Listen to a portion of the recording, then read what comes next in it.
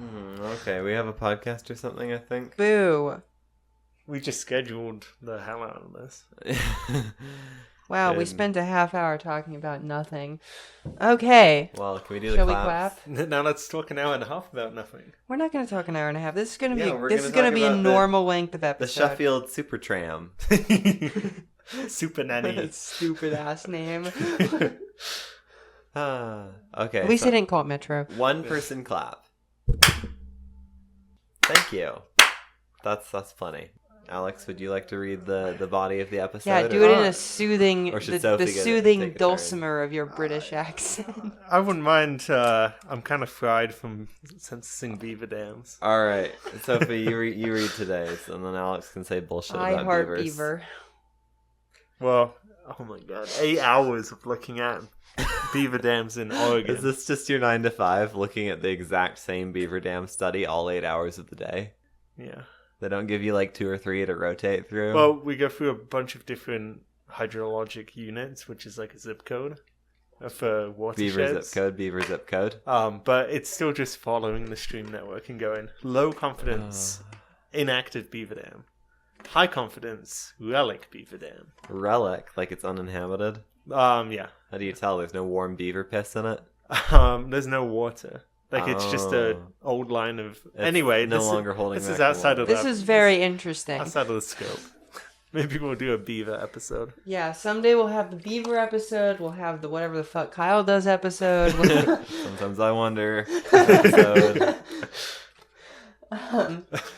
We'll have the me yelling about supply clergy episode. Yeah, it'll be a great time.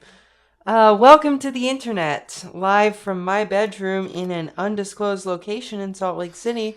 This is the Red Line Podcast. I'm your host, quote, eats food in multiple cities, unquote, Dunstan. And these are my co-hosts. Kyle, quote, in the host's bedroom, close quote, Holland, and...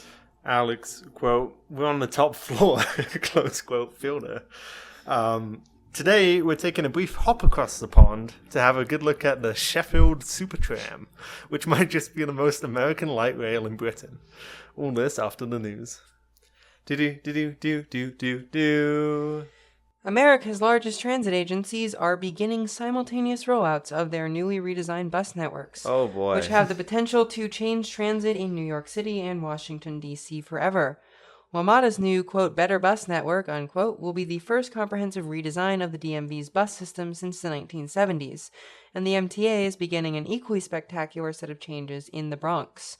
Hopefully, both cities will see their ridership skyrocket, and other cities with antiquated bus systems around the country will take note. Isn't the New York bus Oh, design... yeah, and SEPTA completely shit the bed. Oh my goodness, yeah. SEPTA's board has just barely approved the doomsday budget. Which cuts bus service by 40%? Is that right? 45% overall service cuts. Fares are raised, and 5 regional rail lines are completely eliminated, and all other rail service on the entire system stops at 9 p.m. This is in Philadelphia, a city of 6 million people. Wait, so they cut full lines? 5 entire lines. Train lines. This yeah. is the actual doomsday. This is the thing that everyone warns you is going to happen, and then you ignore it, and then it eventually does happen. And I quote from SEPTA's general manager, "This budget will effectively dismantle SEPTA. Once this dismantlement begins, it will be almost impossible to reverse, and the economic and social impacts will be immediate and long-lasting for all Pennsylvanians, whether they ride SEPTA or not." Close quote. So they're what we would call in the industry cooked. Absolutely beyond cooked.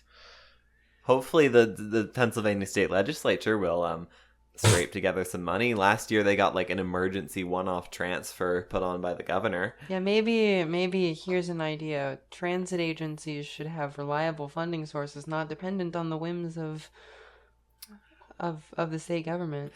Mind-blowing. Like as much as like a local option sales tax like UTA has its problems. Like we got royally screwed over by 2008. But everything got screwed over by 2008. This is true. But other than that, it's pretty stable. It's better than this. Yeah. Well, and this is also a reason why transit agencies shouldn't be too fare revenue reliant. as much as it's cool to cite super Come high on, fare it's box cool recoveries. that Bart had like 78% fare box recovery or Which whatever. is super cool, but that means that even not that big fluctuations in ridership can hurt service, and big fluctuations in ridership could kill the system. Oh, fine. It's almost like the ideal ratio of fare box recovery is like 40%. The big numbers are really cool. They make me feel good about this. Some parts of this country. We're going to learn about a transit system today that made a profit at one point. What the hell? Not in my USA. Hashtag Europe. Yeah. Well, Hashtag Europors. Oh, it's a geographic descriptor, not a political one. Yeah. Alex is losing his mind over here because he's a Brexiteer. oh no, I'm not. Alex is just jealous that his dual citizenship is weaker now. It's useless now. It's We can not just say either. useless. It's not either. You can still get into Europe really easily without a passport. All you have to do is take the ferry to Northern Ireland, and then you can walk across the border without border controls, and then you just take like a Ryanair flight over to Europe. I forgot about that. Oh my goodness. I had somebody suggest I do that as a way of sneaking into the UK. I don't know why they were suggesting that. I can't remember what the context of this conversation was, but Maybe this arrangement works because people don't actually want to I was sneak talking into the about UK. canal boats again. Back to cities that are in slightly better shape. Isn't the New York City bus redesign, in addition to just being a network It's redesign? in the Bronx. Okay. I was going to say, aren't they also working on some new congestion pricing equity bus routes? Is that a different thing? That's a different thing. That's a different thing. And that's also nonsense. It's a political maneuver, which is extremely Yes. important given the heat that congestion pricing is under. But it's also kind of nonsense. I'm not going to complain that we're getting No, new bus because service no, and good no, PR. because no one making below regional median income is driving into downtown New York City on a regular basis. Maybe like 1 or 2%, according to the charts. That's kind of nothing. Though. That is literally like the 4 definition people. of nothing. And I'm just very sort of harsh on the idea that congestion pricing is inequitable, because that was one of the big bombs lobbed against it by idiots from New Jersey. They're like, me and my 44 kids who make $300 trillion a year are going to be negatively impacted by this. It's inequitable, it's racist, it's anti-Semitic. Like, come on, give me a break. I would say the main equity issue is really just how you spend the money you make off of congestion Right, pricing. which is they're going to spend it on buses and the subway. Pretty reasonable, but like, what's the ratio? Well, Like, should we spend more on increasing bus coverage in York's- subway poor areas? Should we spend more on fixing the subway? You could always spend more on fixing the subway. Well, Kyle, you have to think about it is that if you're going to have a use tax for a certain area, then you should probably use the proceeds of that use tax on that area. Probably, but it's also a transportation use tax. So what we're taxing is going from an origin into the area. So anything Right, that and the supports idea that is act. to extract money from people coming into that area Uh-huh. from other areas. Mm-hmm. And therefore you spend the money on the area that you are, But we also which want... is not like an entirely non-working class area in any event. Certainly. But we also want people from other areas to come in even higher volumes than ever before Well, and into they the are. area. This is actually a true fact. This has been measured. Anyway, the differences of outlook on the podcast strike once again. Shall we continue to news item number 3?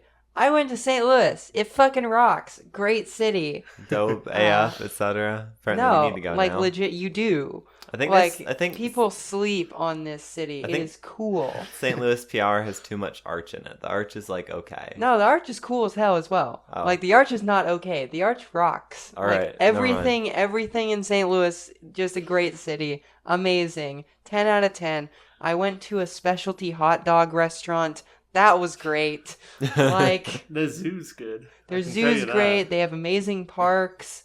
Great The Catholic museums. Church rocks. The huge and beautiful Catholic Church. How's the weather? Vaguely habitable? The weather kind of sucked, but the weather sucks here too. So Oh, true. So maybe that's it. People are A chill. 0. Not everyone's white, which is cool. Whoa, that is pretty cool. Jealous. The Metrolink actually is pretty good. They're not half Mormon. I don't care about that. Okay. I grew up in Idaho, which is like 2/5 Mormon. No, totally recommend. Honestly, would fully consider moving there if I was in the market to move somewhere. Cool. Just seems like a great place to live if you're, not in certain segregated neighborhoods. I was surprised you took the egg elevator up to the top of the arch. Yeah, that sounds claustrophobic as hell. Oh, it was kind of. I don't think I could. It's not like enjoyable, but you can see out a window most of the time. There's a door that closes in front of you. Yeah. And then after a couple seconds of feeling like you're entombed, because the for whatever reason the door that they have on the outside closes. And then it does not have a window in it, but the window on the actual pod, the doors on the actual pod have a window. So for a second, you're like, "Oh, okay, I'm gonna die in here." Curious. And then it starts moving, and you're like, "Oh, it's fine." And you get to see like all the interior workings of the arch, and that distracts you until you make it to the top, which is not claustrophobic it's not at all. Really claustrophobic. We should try and go there, podcast in the pod, and eat bugs. Podcast in the pod. I'm not eating a bug. No, not like a dried Absolutely anything? not. Absolutely For not. money? Really? Nothing. Absolutely not. No. Really? There is There's definitely $100 money. the amount of money you would need to pay There's me 100% to eat a bug is quite Just like high. a cricket, I don't like think a it's that high. freeze-dried cricket. Like it is four like figures or teriyaki greater. Cricket. Nah, it's not that high. It is 4 figures or greater. 4 figures? Yeah. Like thousands of dollars. Sounds like Kyle and I will be I eating all the really bugs. do not like bugs. I didn't say I did either, but it would be funny. And I would Protein. the kind of bug that I do like, which is a ladybug, which was with me on my balcony You yesterday. can eat a ladybug if you want. And chilling out with me. I don't want to eat because I support, a women's rights and women's wrongs. And as it's a ladybug, but yes, St. Louis, great city. We're the new bread soup. And don't listen to Fox News. That's all I gotta say. True. And also, when you're doing tourism, there's more than 5 cities. That's true. Actually, the de Tocqueville quote, or I think it's de Tocqueville, it's somebody like that, that says there are 3 cities in America: New York, New Chicago. Orleans, and San Francisco. Everywhere else is just Cleveland. Is not actually true. Yeah, that's a bit mean. This video brought to you by Visit Salt Lake. I wish. That'd be a cool sponsorship. Alex. Yeah. News item 4 is I'm adjusting to Salt Lake. Only one major gripe, Yeah, what's which the is gripe? people do not push the buttons to use the crosswalks. Like if it's a No, flashing... you just cross. No, they don't even... They wait for all the cars to pass anyway before they push the button. It might be right next to my... I would blame that on I a think lot that's of just our... being polite. No, if you push the button, then you actually get the cycle. This is people not pushing the button, not getting the cycle, and then being like, what? No, this is pedestrians crossing, and there's like the flashing signs for like school crossings. People don't push them. People wait like 5 minutes for cars to pass. The just rectangular flashers? Yeah, just... Oh, you don't have to push those. You can start walking. Yeah, but they're not going but I'm saying in any like event. people aren't pushing them to get yielded Well, to. either push the button or start walking. Yeah, but people aren't doing either. They're just standing there waiting for the he's cars. frustrated by this And because I'm like, it's stupid. Yeah, like why aren't you? You have right of way. Take it. Yeah, exactly. Yeah. This is like rule number 2 of driver's ed. After if you see a deer, don't swerve. Just hit the brakes. Yeah. And this is like everyone I've seen does this. And it might just be this one specific crossing, but It's a suburban neighborhood. It sounds like the yield rates are very poor. yeah. Which, Well, they wouldn't be if people push the buttons. well, but this is kind of like a self-reinforcing loop. If the yield rates are bad, then pedestrians won't take the right of way that they have, making the yield rates worse because the driver's realizing to gun it. Whereas the flip side is if the yield rates were like kind of okay and enough people just took their right of way and crossed the street, then the yield rates would get better because the drivers would realize they have to stop. Yeah, but like, why don't people just push the button anyway? That's my whole I don't thing, know. like, I don't know. Maybe even if this there is are just no like cars, like, why wouldn't you? some like weird Utah subservience culture thing where it's like rude Yeah, to my press the parents button. my parents do this all the time. They're like, "No, you go. No, you go. You're not in a car." Like, yes, love your neighbor, but also maybe love your neighbor by like taking the right of way and ensuring the fast flow of The traffic. fastest and safest thing you can do is to just go. Yeah. Well, I don't know. That's just the one thing that's been Well, and like. 17th South is a bit of a nightmare because fortunately it's only one lane each way, which helps with crosswalk yield rates, but it's also like a 30 minimum sort of road. It says 30 limit, but we all know what that means. So that's bad for yield rates, and the high volumes of traffic are also bad for yield rates because they make it harder for the cars further back to see the pedestrians.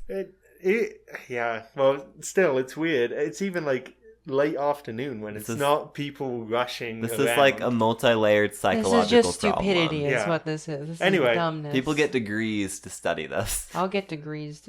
No thanks, I have a girlfriend. But I'm loving the bike lanes. Yeah. So. Yeah, except here's my Salt Lake City bitch. What is it with all the scooter people riding the wrong way in protected bike I don't lanes? flipping know. It's not that difficult to ride on the correct Well, side they're on of the like road. the sidewalk 70% of the time anyways, even when it's not allowed. Like, what are you doing? Like, it's not, you cross the street, you're going the correct direction. I think road rules just fall out of people's heads when they step on scooters. Don't fall out. Well, what I've noticed is it's the people not like renting the scooters. It's the people that own their own. They're the worst. Yeah, and the 'Cause people, then the- because the people renting the scooters just ride on the sidewalk, even if there is a bike lane. Yeah, but just like generally, people are too confident on the scooters, where they just they think feel they're all like that in a God bucket. if they own one. That's what I've noticed. but- Alex's hot take of the day: people who own a scooter think they are God. New church. I don't know. I Church feel of like the it's scooter. anecdotally, I feel like it's about the same between scooters and regular bicycles. Yeah, but the demographic of a person who's riding a bicycle the wrong way down a bike lane is very different from the demographic of a person who is riding a scooter the wrong way down a bike lane. Next on the Red Line podcast, we sit next to a bike lane and we do statistics. And we yell at people. I was going to say we count quietly on a sheet of paper. No. We can do both. Ride the correct way in the bike lane, you We can take a big stick beep, and beep, beep, beep. Yeah, throw spoke people if they're riding the wrong way. This is productive and not assault. This is not assault. Assault is fine if you don't get caught. What? the battery is not good. We can agree on Ow. that. Battery is fine. Assault. Can we just do piracy like Have you normal ever been to people? Battery Park in New York? It's the one place in America where you're legally allowed to hit people. Anyway, yeah, I'm adjusting. To And also something. Punxsutawney. Don't ask why, I just made that up. Okay. Wait, one quick tangent. Have you watched Tor's Cabinet of Curiosities? No? You should. Okay. I think Have I've you? watched a little bit of it. I've been watching that when I've been censusing. Well, I've been listening to it when I've been censusing beaver dams. Yeah, you'd better be watching the crazy, beaver dams. crazy content. Damn. Yeah. Damn beavers. Damn beavers. Damn Don't beavers. tell Wally, Wally who? my boss. Oh, also, news item number 5. Fuck Mike Lee and his stupid public lands destruction thing Yeah, died. didn't some of that get taken out of the bill? I think believe most that of it. all or most of it. got Most of it. taken It was out. not all. Yes. But it was a huge retraction, so we can enjoy our own backyard. Yeah, public hands. Or I public don't- lands, public I don't know hands. who's against public lands. Mike Lee. Yeah, but just him. It seems like No, there's a whole bunch of like Republican idiots who are against it. My Okay. dad's against public But lands. it's people that like hunting on public lands. Yeah, my dad Oh, loves yeah. hiking on public lands, but he's against public Well, lands. it's anybody that That makes follows. sense. Because the government should not own land. Well, it's The the government people should that own own more land. I land. don't That's know. right. I don't know. I This do. is a democratic society, God damn it. I do enjoy when I go in the assessor parcel viewer and I click and it says no information. Nobody owns this, which means the government owns it. But But the Which That was a means non-item. we own it. the same Yeah. people that Because listen We to will, the for now, own the government. people that like die on the cross, they're like, "This land is your land. This land is my Yeah, land." who like yeah, they. come in their pants when. But then they hate public lands. They hate the Yeah, land that yeah, is yeah. your land. no, there's very few actual public land interests. It's I mostly was just logging. walking that ribbon of highway.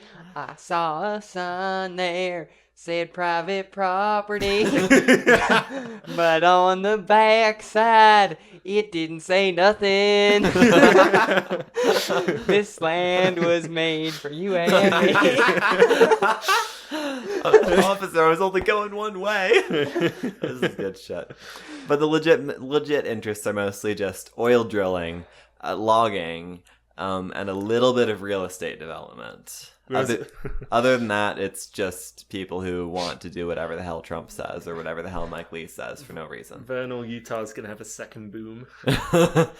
Yeah, when we hand out free I don't know if logging. And then Vernal- an even everyone. larger bust. I don't think that Vernal, Utah ever had a boom. I think that it's always been sort of a miserable... Okay, Roosevelt, Utah had a boom. I don't even know where Roosevelt is. It's close to Vernal. It's west of Vernal. Oh, great. Where's Vernal? East I know. of... Hey, I get my Eastern eggs Coast. from Vernal sometimes. What? Farmers market stuff. Who Who heck drives is eggs? I'm wondering this myself. How can this be profitable? I think they're making that up. This has been the news. Maybe the biggest news of all time. Huge news, big The greatest news we've ever done. It's easy to ramble in person. Yeah, which I think is improving the quality of the podcast. Yeah, I actually. agree. Bits are funny. Okay, in make the person. noise, Kyle. Well, we'll see if this all makes it in, or if I'll have to make a Patreon extended cut of just the news. That they need content. So. They get extended cuts. This might be one of the more extended cuts. Huh. Do do do do do do. So you need to get a long stick and just, like, I have a really floppy, like 4-foot ruler. I could probably hit you with. Sheffield in South Yorkshire. Where the hell is South Yorkshire? South of North Yorkshire. Great. North of, where let's is see, that- what's south of Yorkshire? Where Do is you that know? relative London. to Cornwall? That's much other side of England. Like other side north or other side Yeah, east? other side north. So like it's close to Scotland. Uh-huh. It's like borders Scotland basically. On the east side of the island is Yorkshire. Okay. We'll put up a map for the listeners on Yeah, YouTube. look it up. Look it up. Because I'm not good with English geography either. Oh, come on. L. What kind of like Oh, it doesn't that was a fake news. Wait, did you just... You lied Yeah, already? I forgot that Northumberland is north of Yorkshire. We're So just Yorkshire trying to is find south of Sheffield. Northumberland. Yorkshire is the green, right?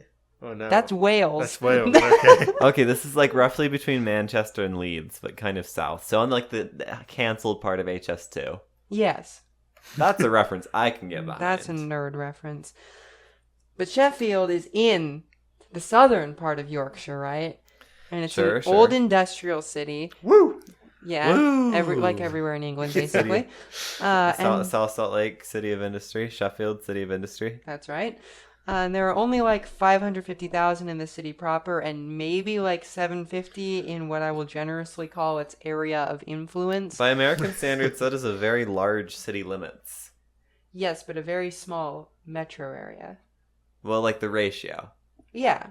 Well, but if you think about Jacksonville, Florida? yeah, Jacksonville, Florida makes up like 1 million people or something, and it's like most of its metro area. Maybe this is just a me issue.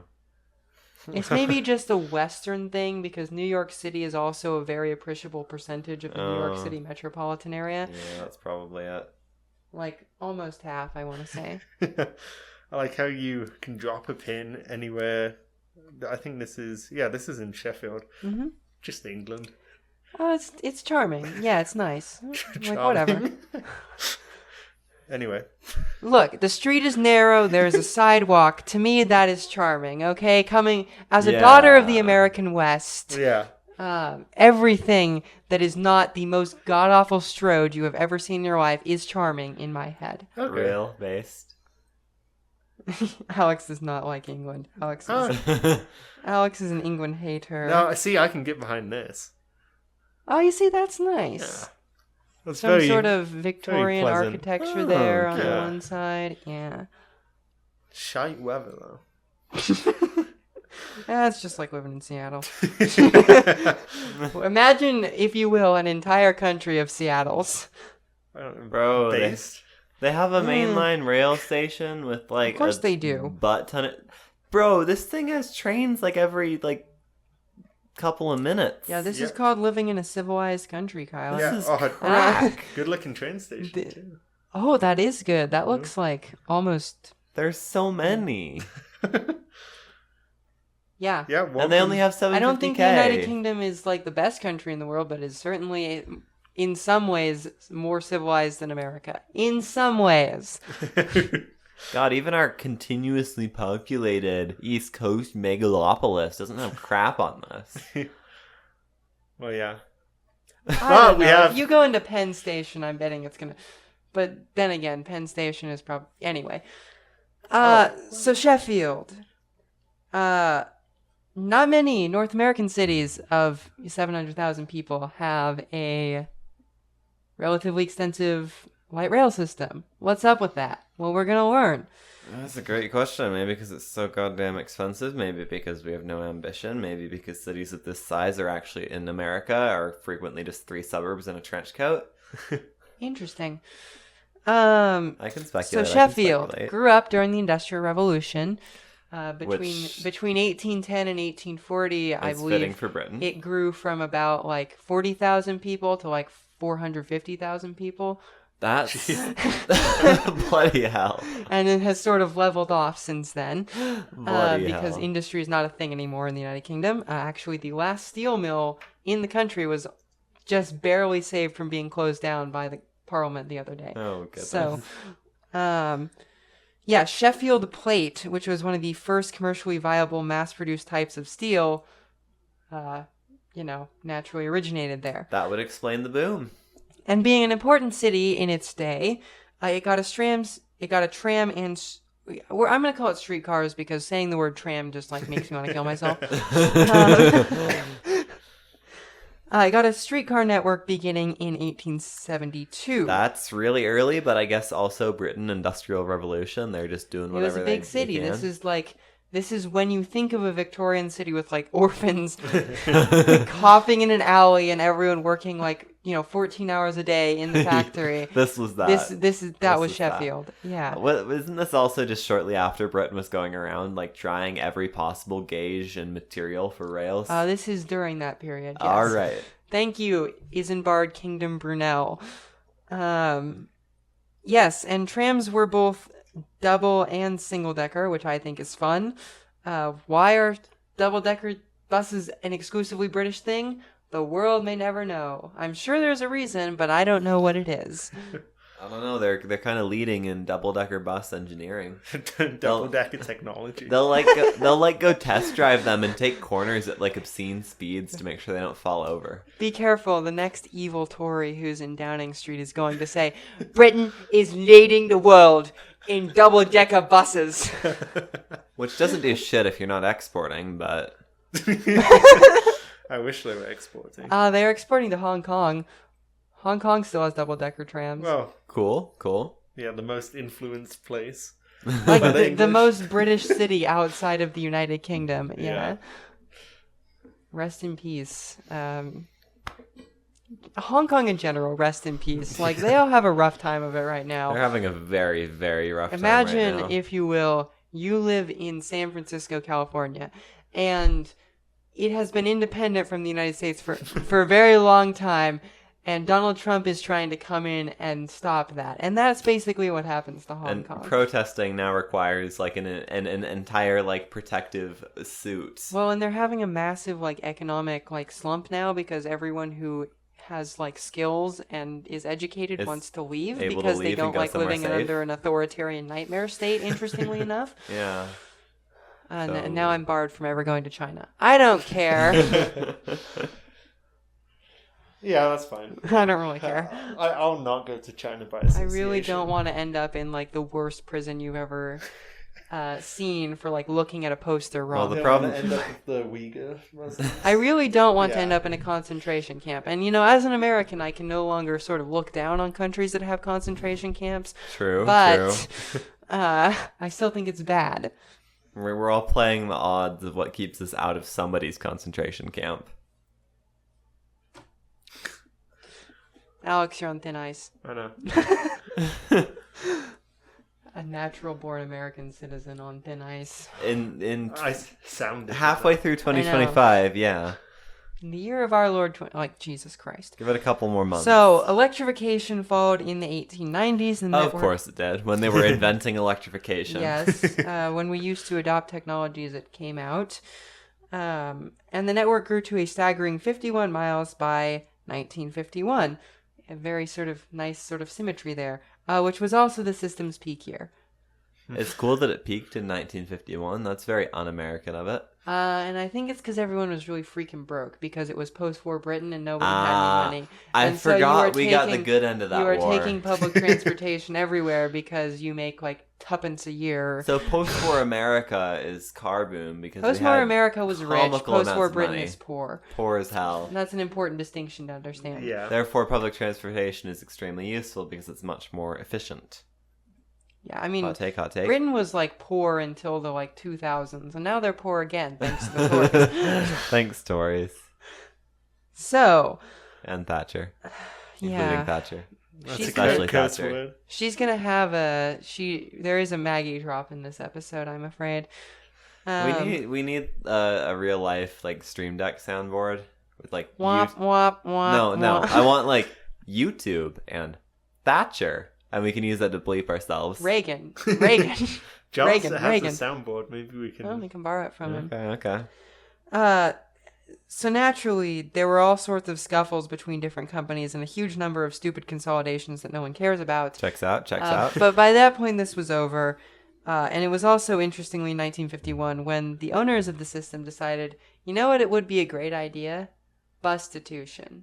Wouldn't we love to substitute all of our buses? Prostitute our buses. We love to prostitute our city's public transportation out to buses, which are really, if you think about it, the pimps of the transit world. What? Hot take. No, I will not elaborate. This is not deserving of any further questioning. So is this did we think it was a cost-saving measure, or was it more because bus technology was advancing? It was a cost-saving measure because no one had any money, and because also all of the trams had seen no maintenance for 30 years because there was this thing called World War II. Because you have no money, all your industry is going towards the war, so the first thing you defer and then suddenly the war is over and you have no industry anymore. And your cities are decimated. And your cities are still have holes in them from where the Luftwaffe dropped a bomb. We really did get the best end of that war. We it's not even funny. The United States is the only country in the world that had a good outcome. Well, maybe Australia had a good outcome from World War II. Everybody else just lost, unequivocally. Yeah. All the European countries got decimated and also lost their empires, which was good in terms of moral things, but bad for their economy. Germany got bombed to shit and murdered millions of its own citizens. Russia got bombed to shit and had millions of its citizens murdered. Japan got nuked twice and also bombed to shit. And America got suburbs. China got genocided by the Japanese. Yeah.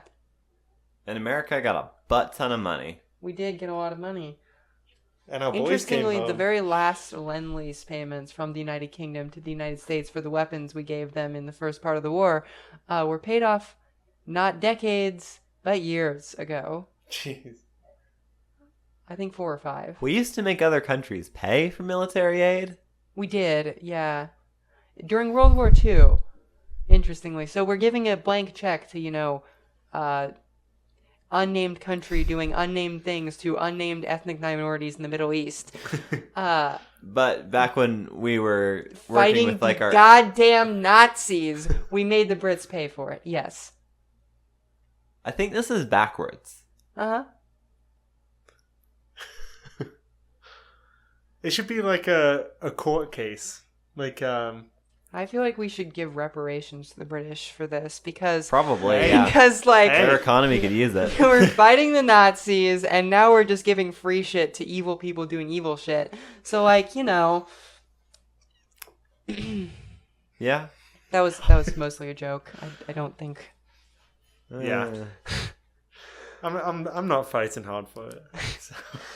Anyway, these bus institutions were greeted by widespread protests because, as it turns out, people like having fast, convenient, and affordable rail transportation. It's almost like buses are cheaper because they're worse. Yeah, interesting.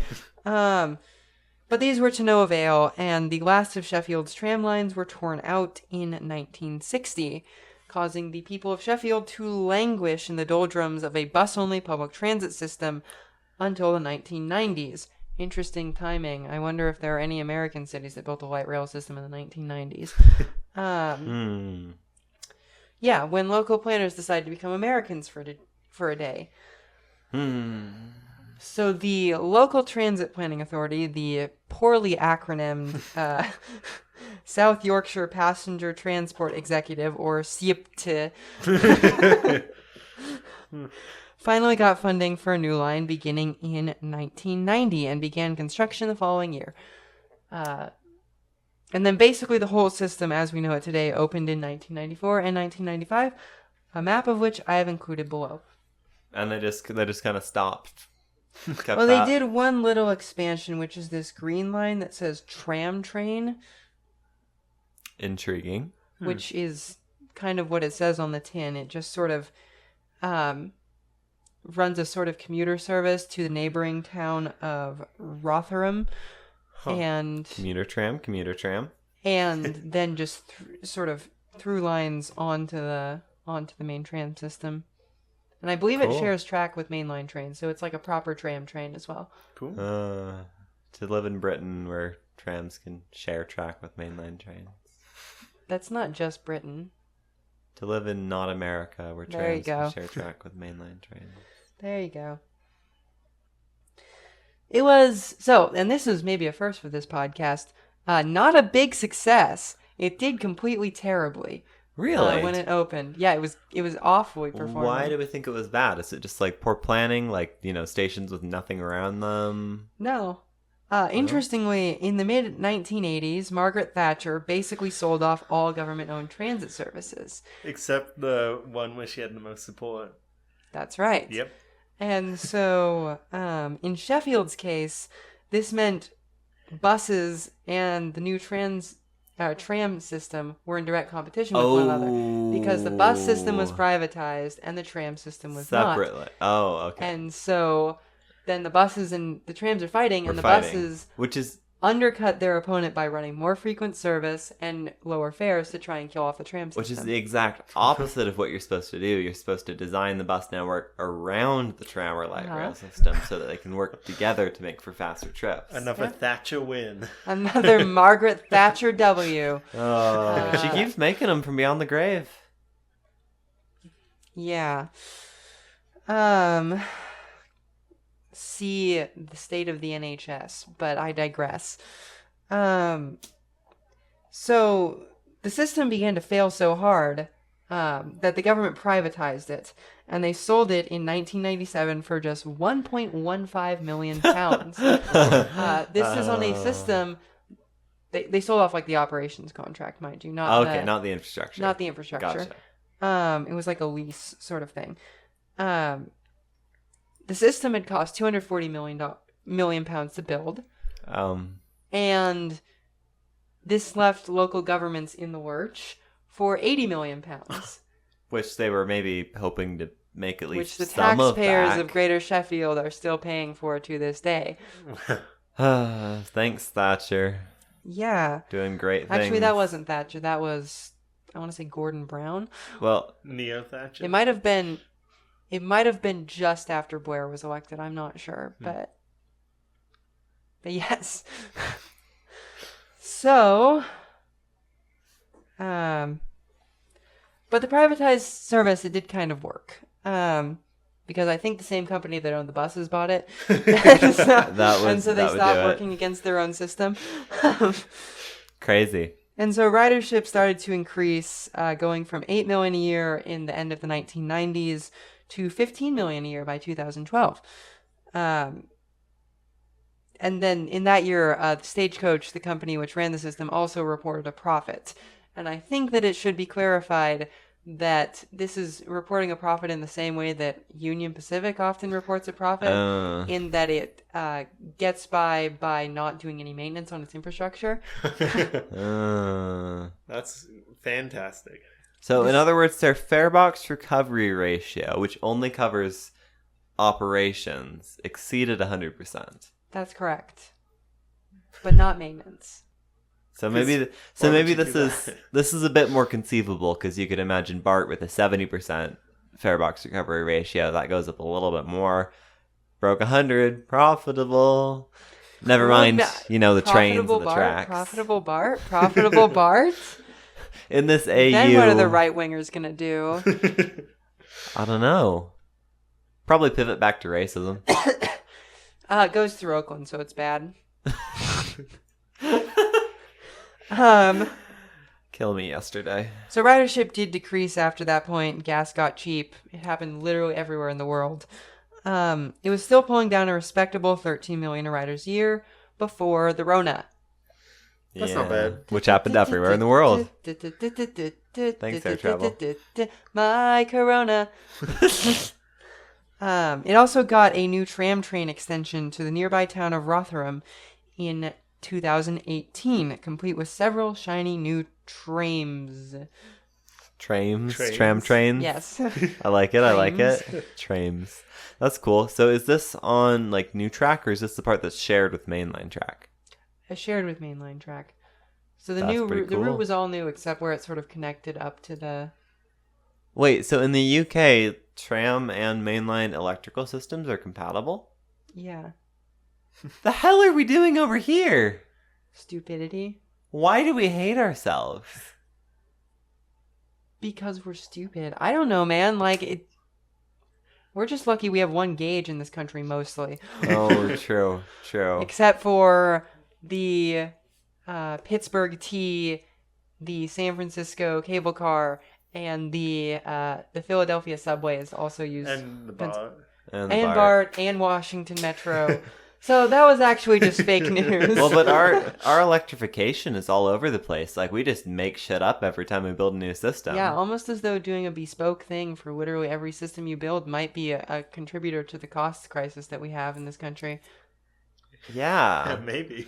I don't know. That's just a thought. We can barely even, especially in the PTC era, we can barely even manage mainline compatibility, let alone tram mainline compatibility. Yeah, for example, frontrunner trains cannot run on Union Pacific track despite being fully suited for it because we have a janky... We got a special waiver to buy bespoke wish.com PTC that does not work on UP track. Yeah. Cries. Coke. So, see this. Supertram in the post-COVID area has not done well. It's closer to the 1990s ridership levels than to recent ridership levels. It carries just 8.7 million people in 2024. What is that? 8.7 out of 13 million? It's 22,000 a day. Oh, I was making the percentage. That's 2/3 of 13 million pre-COVID ridership. Yeah, so not amazing. It's pretty standard. Not great, not too bad. I think we're doing better than that. We're doing pretty good. We are doing pretty good. Huge. We're doing great. We're doing maybe the greatest. No, definitely not the greatest. Who is the greatest?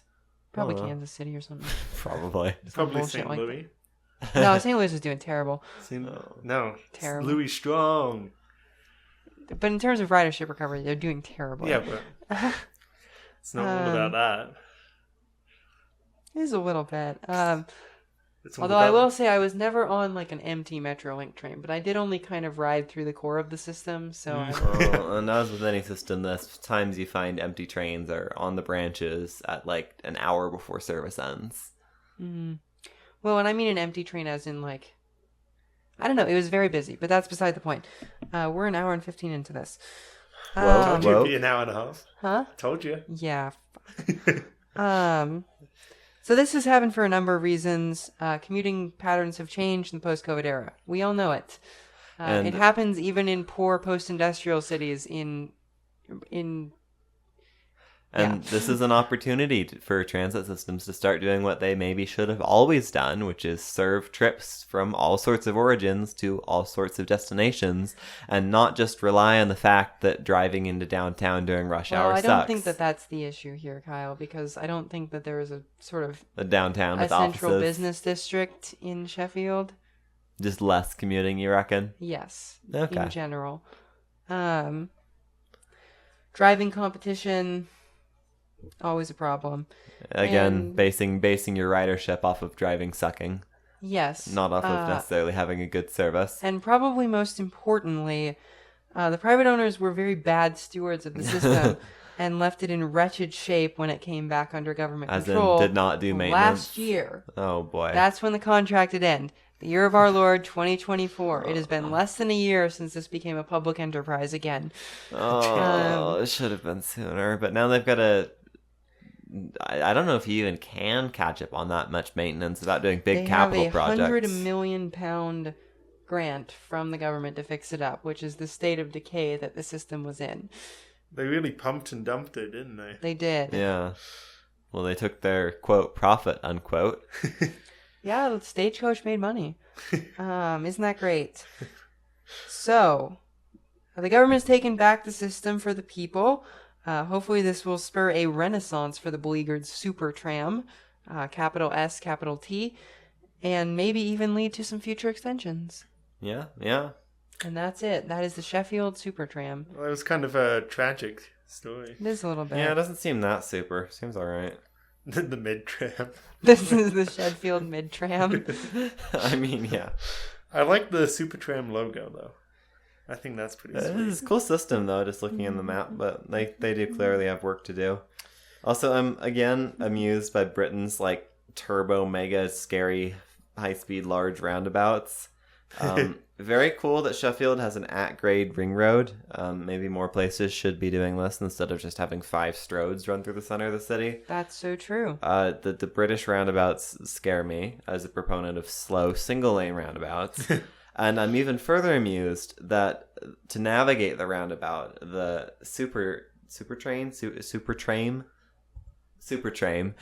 goes under the whole roundabout, like DC style. Mm-hmm. Which makes sense, but is very amusing to look at. It is kind of infrastructural, I guess, in some ways. Oh, but it is also the sort of spot grade separation that makes these sorts of systems successful. LA.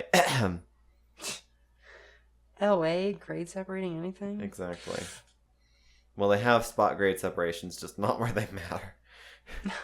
Ah, I see. I forgot. Expo line rip.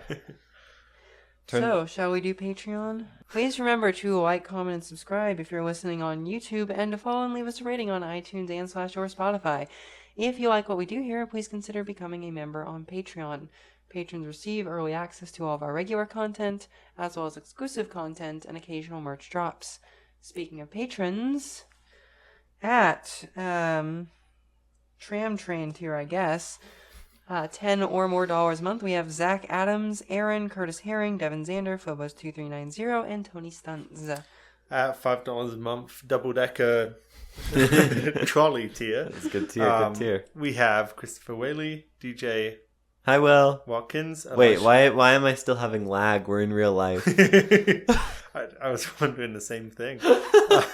Elijah Kensler, Isaac Madsen, Jesse Mayo, Kyle Irvin, Nebula, Reluctant LA Resident, Robert P. Walsh, and Zephyr Zamayo. At compatible electrification on all lines tier, $3 a month. Imagine how many blue lines you could run with that. We have Alex Dykowski, Ben, Ethan McDonald, Evelyn, G4, Jack McCoskey, Litmus Zest, Martine Hecker-Martinez, Matt Gray, McKay Ransom, Oliver, Sam Myers, Guy Lukowski, Toronto Transit Channel, and Zach Verstott. And at Sheffield Supertram tier, we have Benjamin Wood, Joshua S. Horvath, Capillo, Ryan Bailey, and William Rowe. Thank you for listening. Thank you. We have cast a pod. We have, in fact, casted the We pod. casted the longest news segment ever. Alright, let's cut. I don't want more stuff to edit, even if it's funny. Boo!